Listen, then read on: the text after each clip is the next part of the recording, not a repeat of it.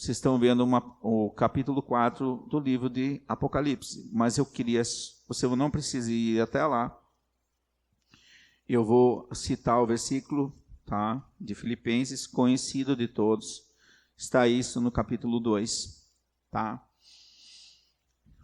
Vocês conhecem muito bem, vocês já ouviram isso, inclusive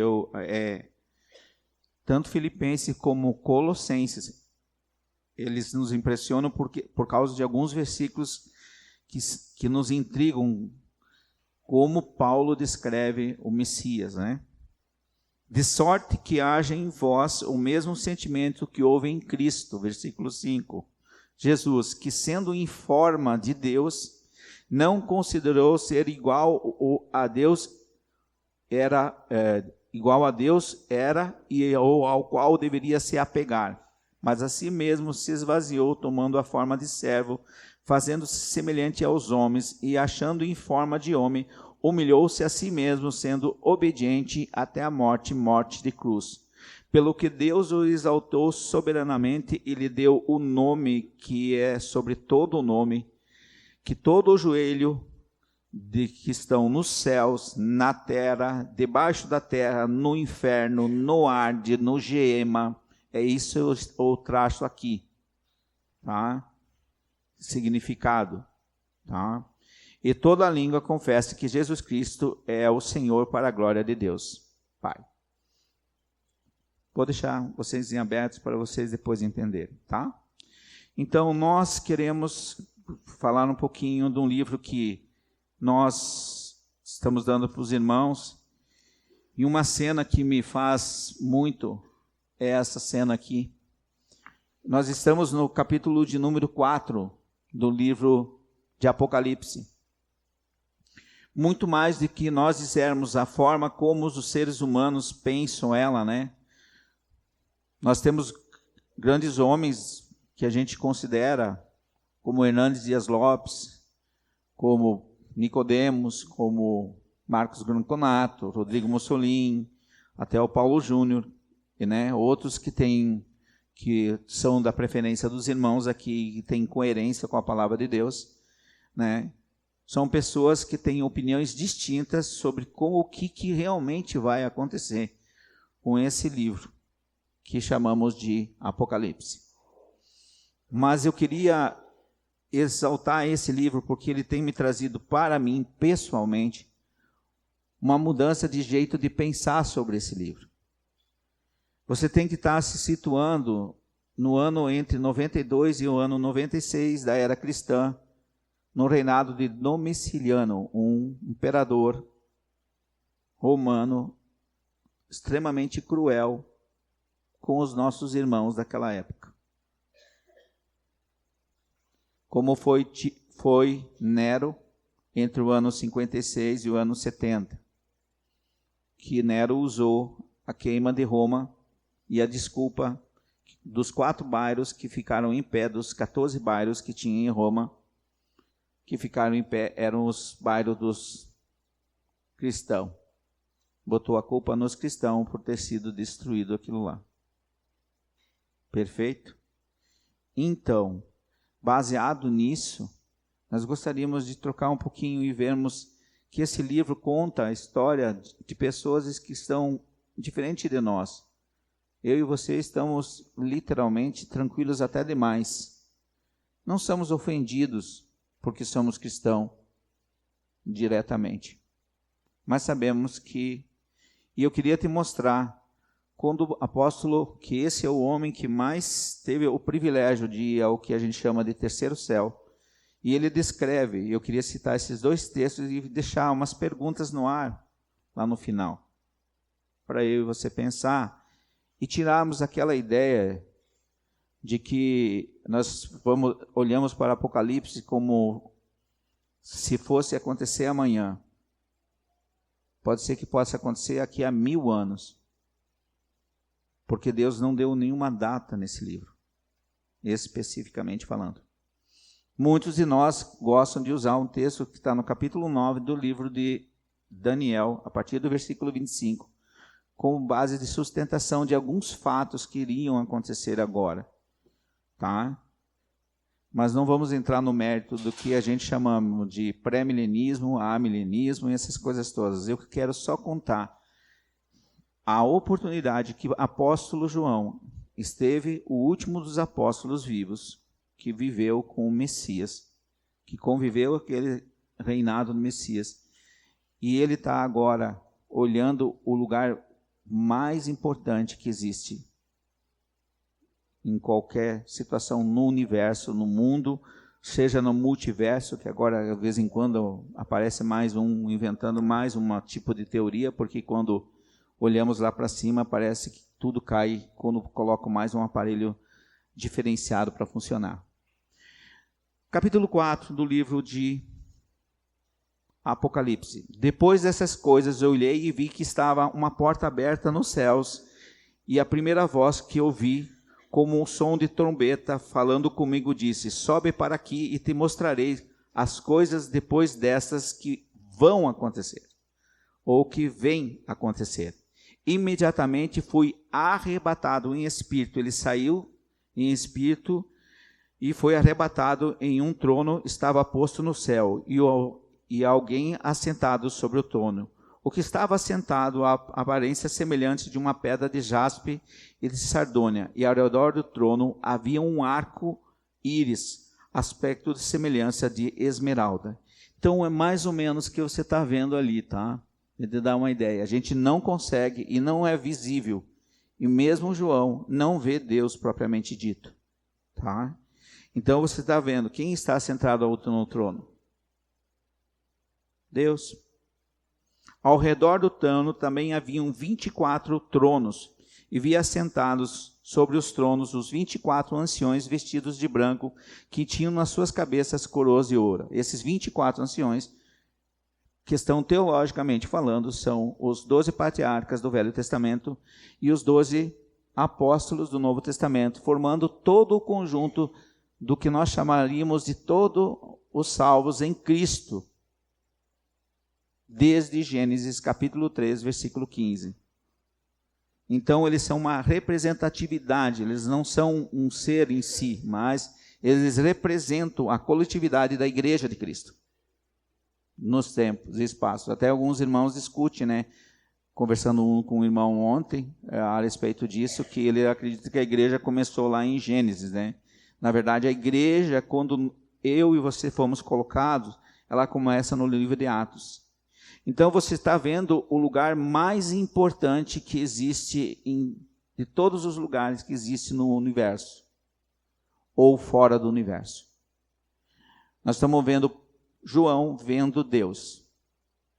Aí ele está vendo os tronos, do trono saíam relâmpagos, vozes e trovões. Então não diz a voz de Deus. Diante do trono ardiam 7 lâmpadas de fogo, quais são os 7 Espíritos de Deus. Você lembra que nós conversamos, alguns irmãos entendem, então tem 7 espíritos voando. Não, são as 7 qualidades do mesmo Espírito de Deus. É quando lá em Isaías, capítulo de número 11, versículo de número 2, é citado que Jesus teria os 7 Espíritos de Deus. Então, as 7 qualidades do Espírito de Deus. Tá? Então, o Espírito, o 7 é o número da perfeição, é aquela ideia de que Deus é o ser perfeito. E ele agora está mostrando que vai acontecer algumas coisas. Há quanto tempo Deus está sentado nesse trono?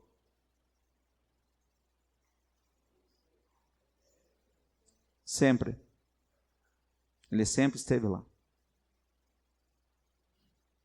Só tem uma movimentação técnica, né? Quando Jesus desce à terra, e ele vai ficar um tempo na terra, e depois ele sobe em Atos 1, para sentar à destra de Deus Pai, que é citado por Estevão, quando Estevão é apedrejado pelos fariseus no capítulo 7 do livro de Atos, e ele diz assim: eu vejo o Filho do Homem à destra de Deus Pai levantado, né?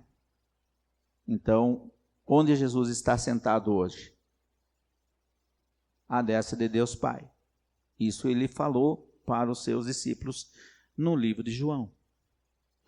Então, a honraria que João tem é que ele está diante do lugar mais importante de todos os tempos. Aí ele diz assim: do trono saíam relâmpagos, dos quais são os 7 Espíritos de Deus, no 6 também.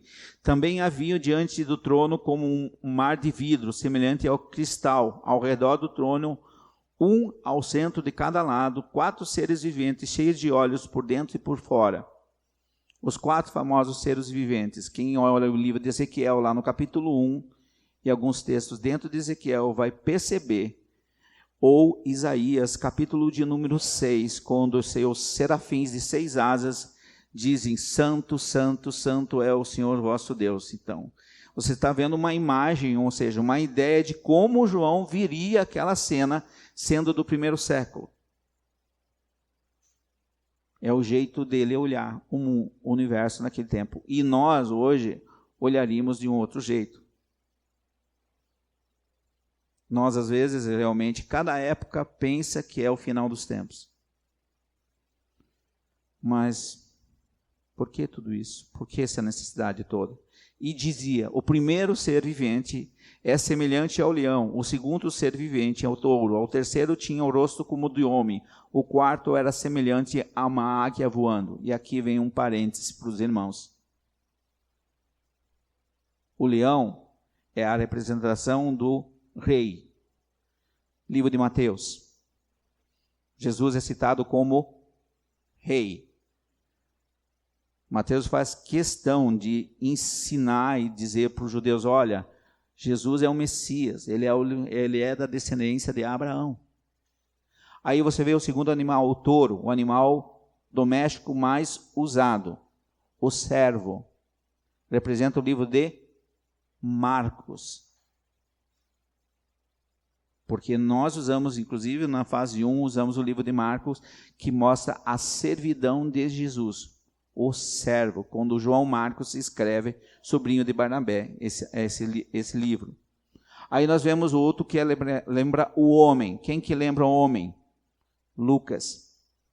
Porque Lucas representa para os gentios a apresentação de Jesus desde o nascimento até a morte. Inclusive, ele é o livro mais comprido dos 4 evangelhos, para mostrar o único que mostra o nascimento de Jesus, especificamente. Os outros não mostram nenhum detalhe.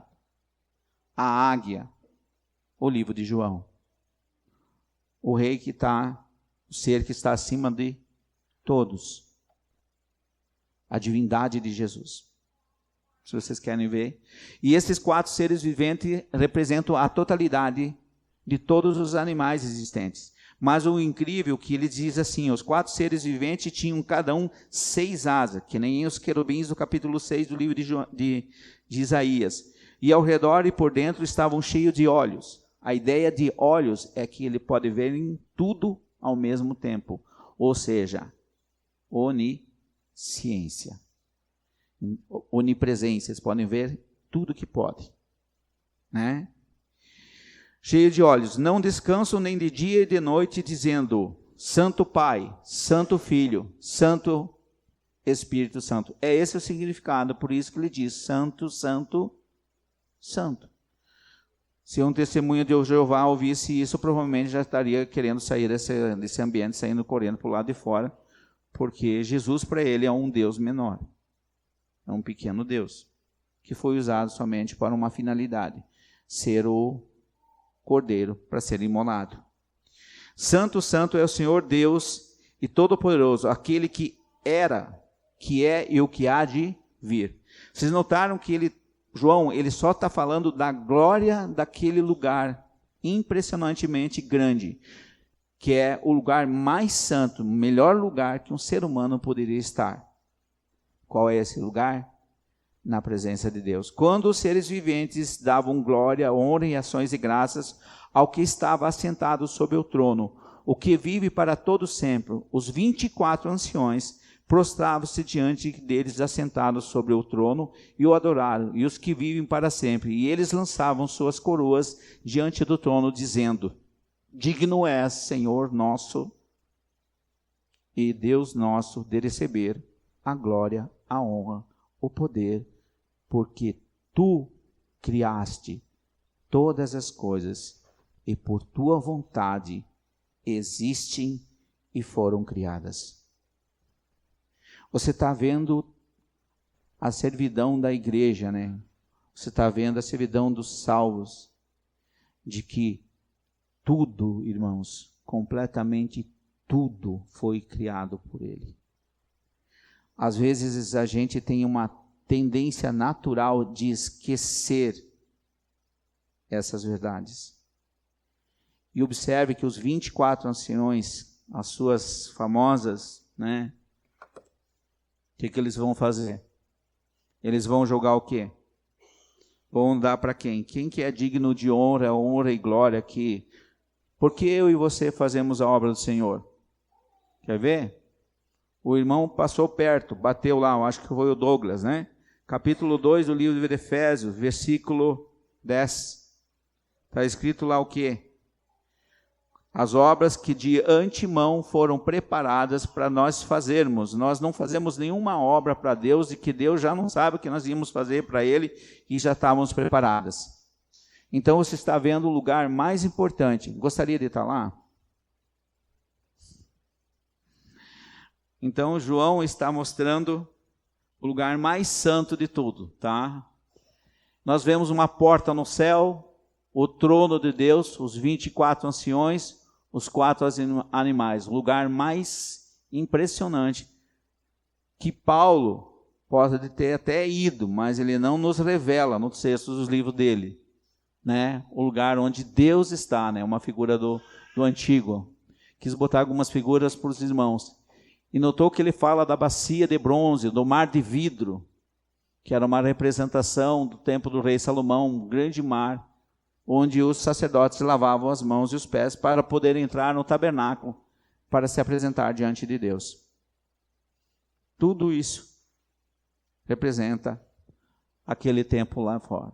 E os 4 animais, né, com a representação da totalidade. Se lembra que Deus fala, né, tetelestai, sangue.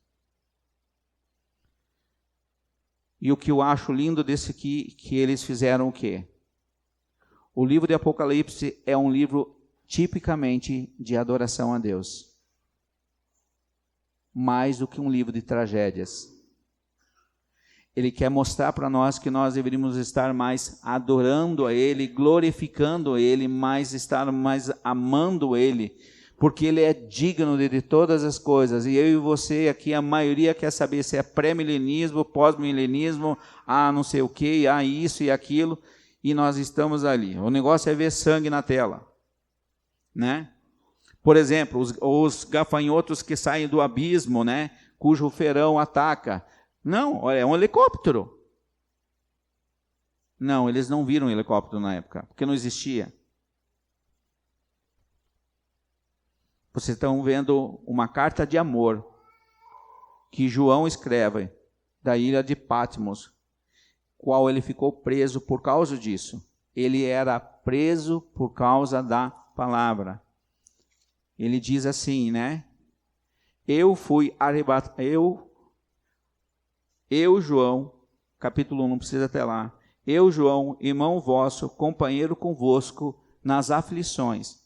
Era um tempo de aflição dos irmãos.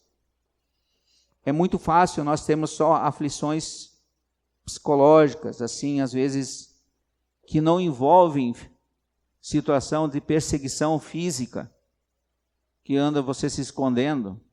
Experimenta você estar no Egito e dizer que você é cristão com uma Bíblia para tu ver o que acontece. A aflição vai vir daí. Aí ele diz assim ao rei e a perseverança em Jesus: estou na ilha de Patmos por causa da palavra de Deus e do testemunho de Jesus Cristo. Domiciliano tomou a decisão de não matar esse grande homem, para que ele nos escrevesse um livro que revela um grau de adoração. Pensa nesses irmãos recebendo uma carta, que é uma carta de consolação, que Deus vai vencer. E isso já são passados 2000 anos. Interessante, né? Pode ser que seja realmente mais daqui a 2000 anos. Eu queria que você olhasse essa carta mais como um ato de adoração a Deus do que um ato de vingança nossa contra os nossos inimigos. Porque gosto muito da frase, a vingança pertence ao Senhor. E às vezes quando a gente sempre está esperando guerras, mortandade, e nós sabemos, e eu vou dizer bem claro para os irmãos, que 90% e 80% dos chamadas linhas de pensamento pensa que a igreja vai sair antes da tribulação, vai ficar de férias 7 anos lá em cima, depois volta para ver o que sobrou aqui embaixo. Isso não existe na palavra de Deus. A igreja sempre esteve em aflição, e lá vai passar a aflição igual. Se o teu pastor pensa dessa forma, ele está equivocado, porque os textos todos nos levam a crer de que você vai ficar aqui a passar, e junto com todo mundo passa as dificuldades. E num certo momento vai ser tirado, mas vai passar a dificuldade. Sabemos que o mundo está piorando. Gostaria de dizer o contrário. Gostaria. Mas eu gostaria de fazer a pergunta que a gente já faz para os irmãos que estão falando. Você já é vencedor ou você ainda não venceu? O que é isso? Você já é salvo em Cristo ou você não é salvo em Cristo? Se você é salvo em Cristo, nem a morte separa você. Vocês acabaram de cantar o capítulo 8 do livro de Romanos. Quem nos separará do amor de Cristo? Será tribulação, angústia ou perseguição? Então, você já é o vencedor. A visão do trono de Deus, a porta do céu, revela a divindade. Deus Rei glorioso, os 24 anciões, o reinado com Cristo das 12 tribos, 12 apóstolos e os 4 animais, representando a criação. Então, Ezequiel fala de Terra, que é o número 4, o homem, a coroa da criação, Deus, leão, o mais poderoso dos animais selvagens, boi, o maior dos rebanhos, e águia, o animal mais forte. Tudo Deus usava coisas que eles compreendiam e entendiam na época. A primeira citação de que Jesus é chamado de o leão de Judá, que os irmãos nós falamos, está no livro de Gênesis, no capítulo 49, versículo 2, para os irmãos lembrarem. Mas ele é um livro tipicamente mostrando adoração para você. Capítulo 5.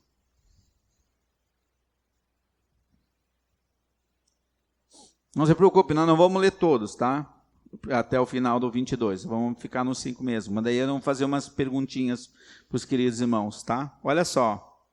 Vi na mão direita do que está assentado. Quem é esse que está assentado e viu na mão direita? É o próprio Pai.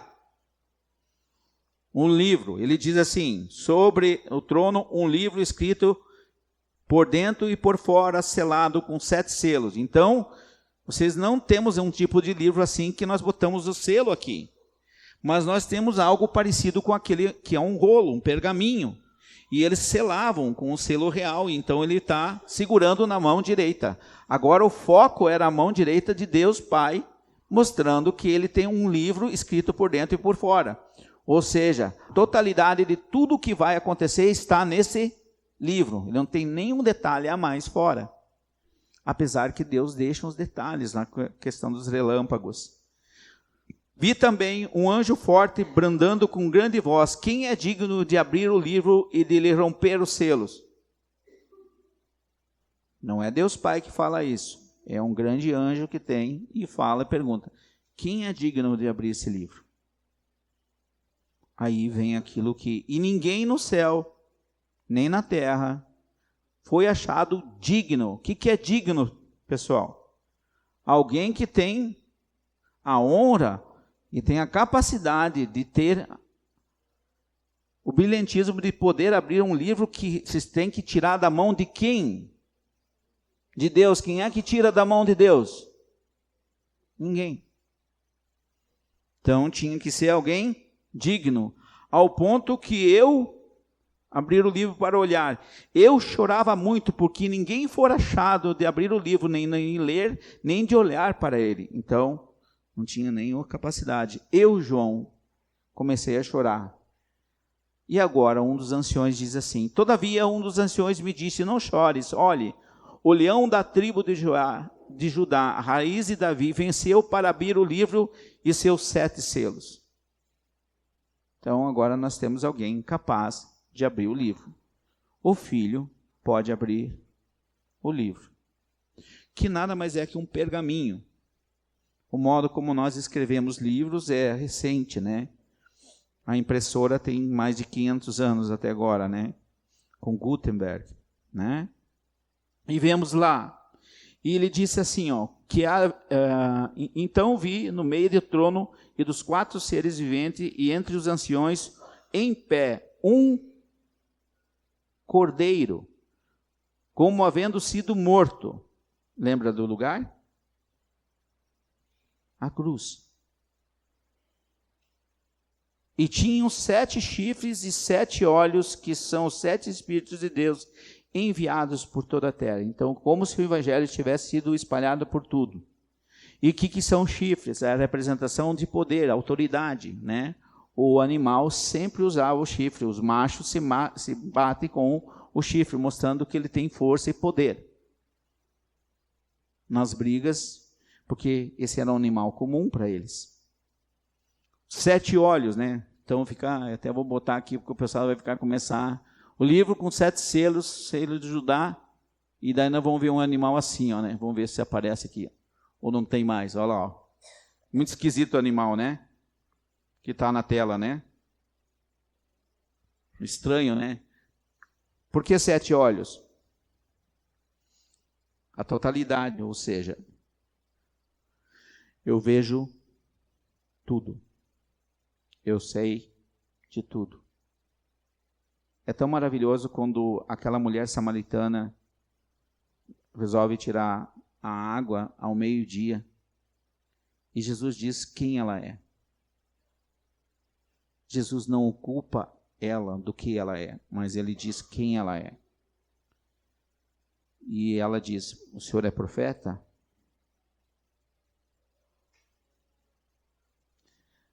Interessante, né? Se tem alguém que te conhece e muito bem, é ele. Como nós sempre brincamos, por que Deus põe um cordeiro? Porque eu e você somos cordeiros, irmãos. Saiba os entendidos aí, eu não sou entendido nessa área, sabe que os cordeiros são os bichos extremamente espertos. Não são enganados em nada. Burro para Juju. Se não tiverem sendo conduzidos, se lascam tudo. E nós temos os irmãozinhos espertinhos aqui que gostam de ficar longe de quem? Do pastor. Porque ele não precisa do pastor. Ele é muito esperto, ele é um cordeirinho espertinho. E aí, ali a pouco, ele toma umas e não descobriu que era melhor ficar pertinho do pastor. Aí ele diz assim: e veio e tomou o livro da mão que estava assentado no trono. Logo que tomou o livro, os 4 seres viventes, os 24 anciões, prostraram-se diante do cordeiro, tendo todos eles uma harpa e a taça de ouro cheia de incenso, que são as orações dos santos. O que agora vai fazer? Vão cantar de novo, porque agora Jesus pegou. Então, você vê que é um livro de louvor, porque eles estão demonstrando que ele está pegando as harpas, e olha só a oração com as taças de incenso cheia das orações de quem? Dos santos. Os santos são aqueles salvos em Cristo Jesus. Então, as nossas orações são ouvidas sim, irmãos. Mas eu gostaria de lembrar que ela pode ser não, pode ser sim e pode ser talvez. Mas que elas são ouvidas, as nossas orações, elas são. E ele diz assim: e cantavam um novo cântico, não um cântico que se conhecia, mas um novo cântico. Por isso que eu e você, olhando lá para o livro de Salmos, tem aquelas expressões: cantai um cântico novo. Porque um cântico que não lembre aquelas nossas fontes, das nossas jeito, das nossas músicas, porque senão nós não nos concentramos em adorar a Deus, nós nos concentramos em adorar aquela música antiga que lembra aquele ritmo. Isso é lógico na sua cabeça e na minha. A não ser que só eu que tenha esse problema, talvez seja eu mesmo com esse problema. Muitas pessoas, parece que algumas pessoas acham que são. Então, um cântico novo. Só no livro de Apocalipse aparece adoração. Nos livros inteiros, desde o livro de Mateus até o começo de Apocalipse, não tem canções. Só tem aquele momento que Jesus, fomos para o jardim do Getsêmani e cantamos alguma coisa. E um texto em Colossenses, salmodiai e graças ao Senhor. Mas o resto todos do livro do Novo Testamento, com exceção de Apocalipse, fala de canções. E eu e você cantamos as músicas do Senhor quando estamos aqui. Infelizmente, para a maioria de nós, é só aqui mesmo que tu canta. Seria ótimo se você cantasse lá fora. Eu espero, de coração, que seja um erro da minha parte, porque nós achamos que conseguimos. Eu acho impressionante como nós pensamos exatamente assim. Nós conseguimos viver nos dois mundos. Eu fico impressionado. As pessoas pensam que conseguem viver nos dois mundos, achando que está tudo numa legal. Né? E daí, quando acontecem os perengues da vida, sai correndo de atrás de quem? De Deus. Então tá. E veio, tomou o livro, e logo que tomou o livro, os 4 seres viventes se cantaram, e ele disse, e o canto novo dizia lá no 9, digno é de tomar o livro e de abrir os seus selos, porque fosse morto e com o teu sangue comprasse para Deus homens de todas as tribos, povos e nação. Por que ele é digno? Porque foi o sangue dele que comprou você e eu. E eu e você fomos muito bem comprados. Muito bem comprados. Nós estamos em dívida com Deus, que jamais será paga. E por causa que nós jamais será paga, eu e você não fazemos absolutamente nada. Eu fico impressionado. O ser humano, ele tem a capacidade, né? O que nos atrapalha na nossa relação com Deus é o nosso fato de nos acharmos muito melhores que os outros. Ou muito sábios, né? Os cabeção. E não estamos. E ele comprou, para o nosso Deus fizestes reinos e sacerdotes, e ele reinará sobre a terra. Deus fez nós o quê? Sacerdotes reais, reinos e sacerdotes.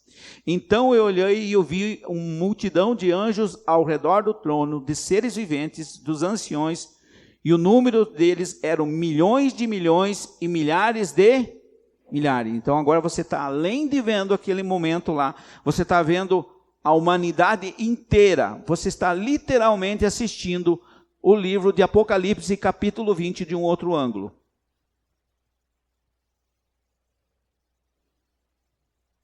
Interessante, né? Todo mundo agora. E o que faz todo mundo agora? Se é um lugar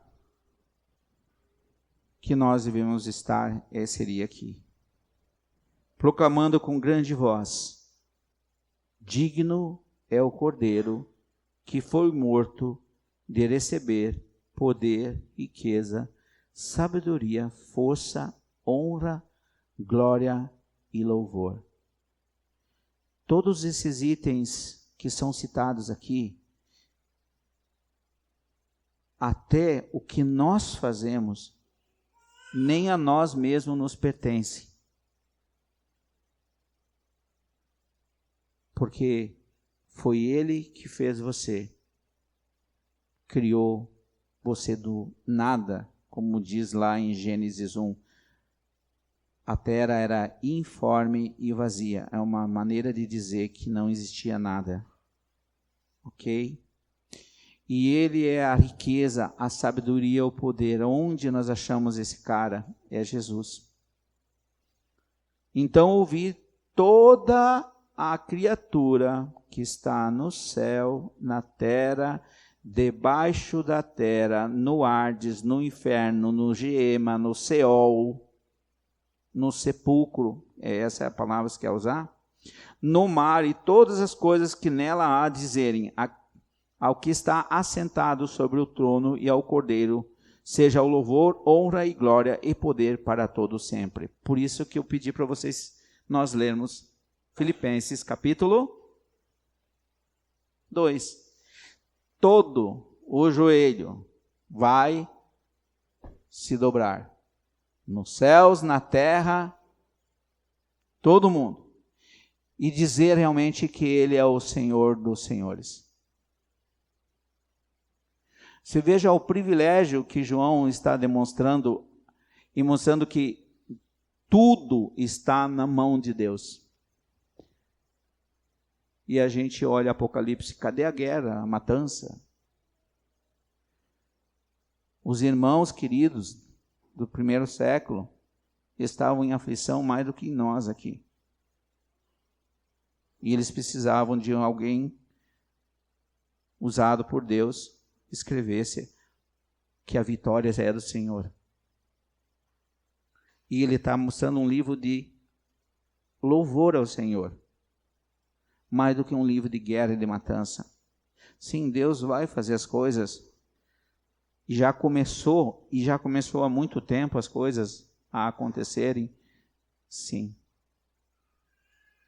E os 4 seres viventes diziam amém, e os anciões prostravam-se e adoraram. Então, novamente, você está vendo a cena de adoração, aquele que é digno de todas as coisas. E eu queria agora, para nós pensarmos um pouquinho sobre algumas coisas, e botarmos para os irmãos, né? O cordeiro é meio esquisito, né? Alguns irmãos eu sei que já viram isso. O futuro está onde? Está em Deus. Onde é que está? Na minha casa? Não. Casa ela vai virar pó um dia.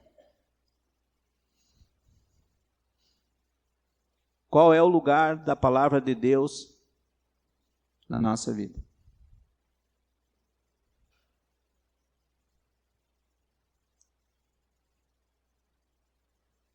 Gostamos muito de ser intelectualizados. Nós somos, né, estamos numa geração de intelectuais, né? De achismo. Queria até ter trazido, né? É alarmante o nosso nível de educação no Brasil, é alarmante. É uma tristeza, não é uma coisa assim boa de se ouvir. Só 10% conseguem entender um texto complexo. Os outros 90%, infelizmente, não entendem muita coisa.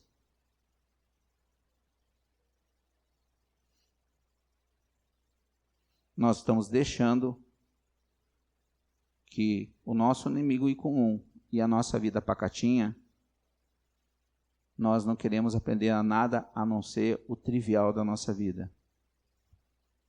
Qual é o nosso interesse real em conhecer o que Deus revelou? Qual é o teu interesse real? Porque quando a gente chama de Apocalipse, né, revelação, a gente gosta que o negócio é ver a mortandade. Quando é que vai acontecer o genocídio? O vale do Armagedon, né? O vale de Megido, que está ao norte, perto da região de Nazaré, lá no norte, não cabe aos exércitos que tem no mundo hoje. É impossível. Então é um sentido figurado, para mostrar para os irmãos. Mas aqui é coisa para você pensar. Qual é o nosso interesse real em conhecer o que Deus nos revela? Porque nós às vezes queremos as benéficas do Senhor. Eu vou ler o Salmo, eu gosto, me perdoe, né? O cara manda aqueles textinhos, né? Tudo bonitinho. Sempre pega um pedacinho do Salmo e joga. Parece que você transporta para 3, leva para 4 e vai receber bênção e mais bênção. Porque o ser humano, ele só está preocupado com ele mesmo. Ah, mas se eu não me preocupar comigo mesmo, quem é que vai se preocupar com você? Adivinha quem se preocupa com eu e com você? Deus.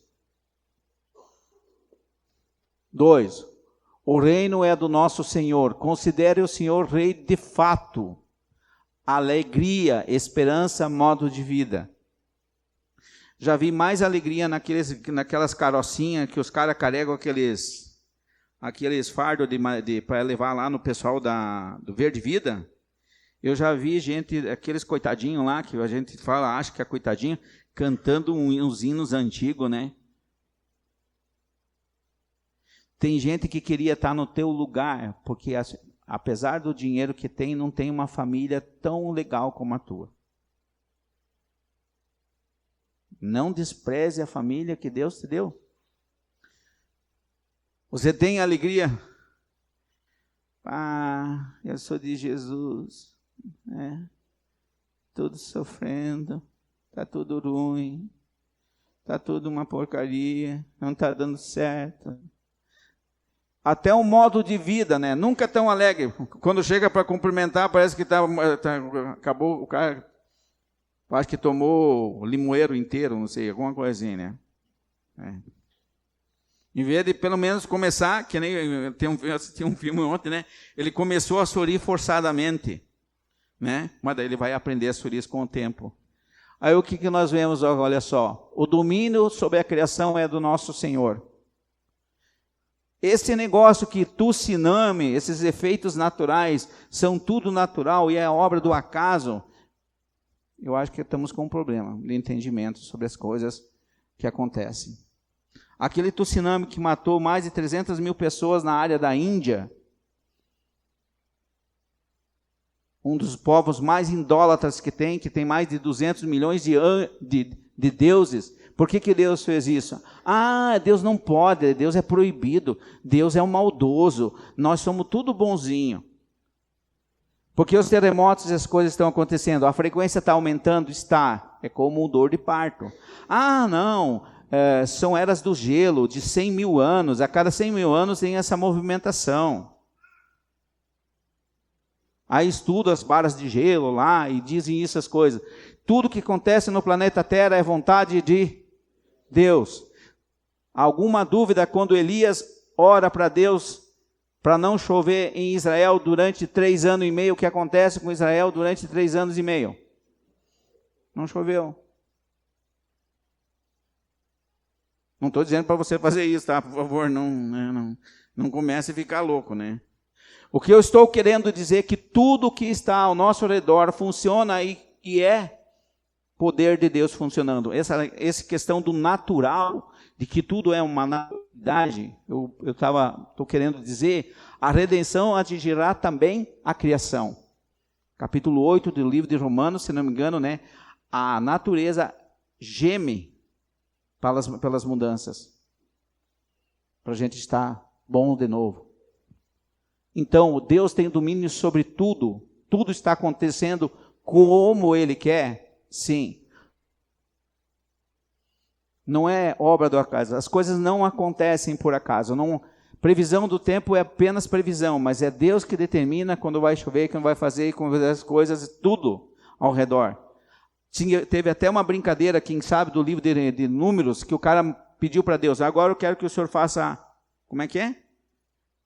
Névoa na parte do meio. Eu não me lembro o texto direito. Aí ele fez. Aí, não acredito. No outro dia, faça por fora. Deus foi lá e fez. Então Deus tem o domínio sobre todas as coisas, apesar de que a gente pensa que tudo é uma ordem natural.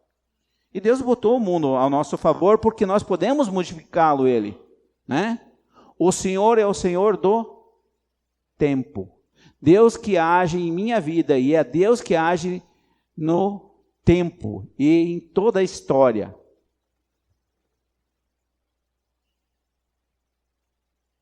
Tudo está no comando de Deus. Então você está vendo Ele assentado no trono, os louvores e a glória a Ele, mas eu só quero lhe mostrar que tudo está no controle de Deus, por mais que nós não achamos. Einstein descobriu o MC² em 22, né, em 1922, ganhou o prêmio Nobel. Mas a teoria da relatividade, muito famosa, porque na verdade para nós não é porque ela é famosa em si, mas porque ela resultou em algumas coisas que eu e você fazemos, que esse objetozinho que você usa aqui, aí entra Planck, entra estudo do rádio catódico, já ouviram falar com certeza. E os irmãos que entendem mais de computação sabem o que significa isso. Então, olha só, Deus é o Senhor do tempo. Ele determina todas as coisas. Quando ele disse em Gênesis capítulo 1, versículos 13 e 14, foram dados para as ações e anos. Nós temos que parar de pensar no Deus de uma casinha ou de um lugar que ele está aqui. E tornar um Deus que você se interesse por ele. Ame ele.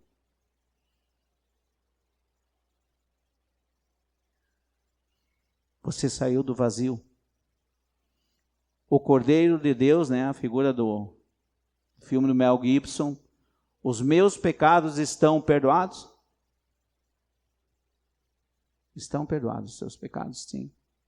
Então ande como filho de Deus, não como filho desse mundo.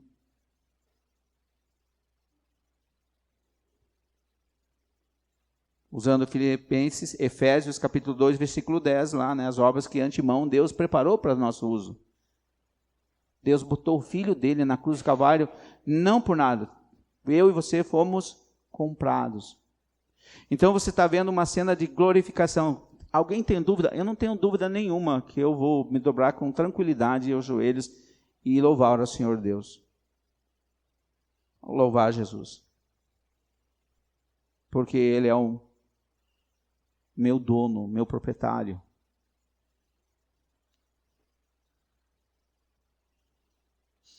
Reinaremos com Ele? Sim. Já imaginou não ter todos esses problemas? Uma das coisas mais horríveis que eu acho na vida é a morte. É uma das coisas que eu mais detesto, é morte. A morte não é aniquilação. A morte é ficar separado de Deus. Por isso que algumas seitas acreditam que morte é uma espécie de aniquilação. Não é aniquilação, é apenas separação. E quem é nascido em Cristo, eles lançam suas coroas diante de quem? Isso, porque quem tem... Como é que eu vou dizer que eu fiz alguma coisa que na verdade foi Ele? Tu és o que constituísse reinos e sacerdotes para o nosso Deus, e eles reinarão sobre nós. Você é um sacerdote de Deus nessa terra aqui, você é um homem e mulher de Deus, do Senhor.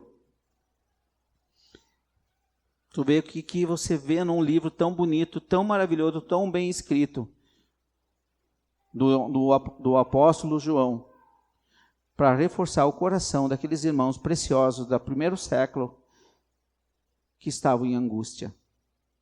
E você não está em angústia. Um animal a gente tem angústia porque talvez está preocupado que se vai perder um trabalho ou não vai perder um trabalho, uma coisa assim, né? Essas coisinhas aí. Mas você não está angustiado pela tua vida.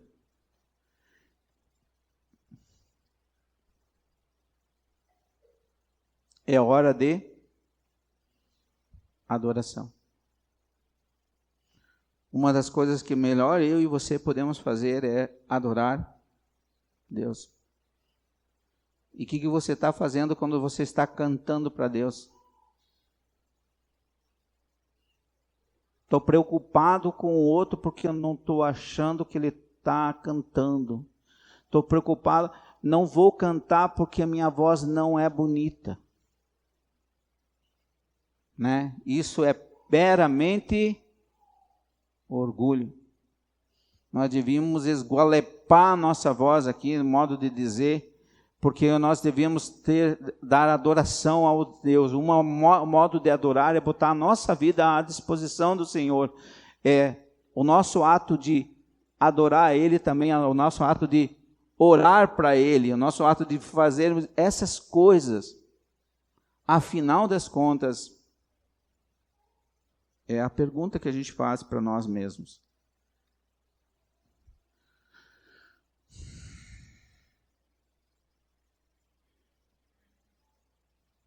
está aqui.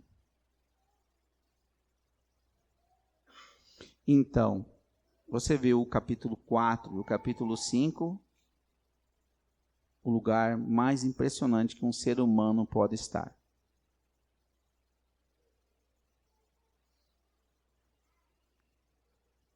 Vendo o trono de Deus. O Cordeiro assentado, que vai agir, né? Esse mundo que você vê vai acabar, queira você queira ou não, vai. Eu não acredito. Tudo bem, não fica acreditando, não precisa acreditar em nada, né? Deleta da tua cabeça, não se preocupe quando você morre. Deus, errei, né? Errou. Não. E olha que eu era um cara ateu até debaixo d'água, né? Qual é o nosso interesse real em conhecer Deus? Por isso que eu trouxe de novo a pergunta no final. Olha só. Eu quero conhecer Apocalipse pelas destruições que ele vai fazer, ou porque é um livro de louvor, porque é o que ele mostrou para mim, que ele é um livro de louvor ao Deus, que Deus está mostrando que ele vai vencer tudo um dia. A eternidade no futuro pertence ao Senhor para todo o sempre. Pense sobre isso. E coloque no seu coração a importância que Deus é para ti. Irmãos, somos poucos em Chapecó, não é só aqui. Infelizmente somos poucos. Gostaria que fosse um número muito maior? Claro que sim. Você é o meu irmão, então qual é o teu interesse realmente na revelação do Senhor?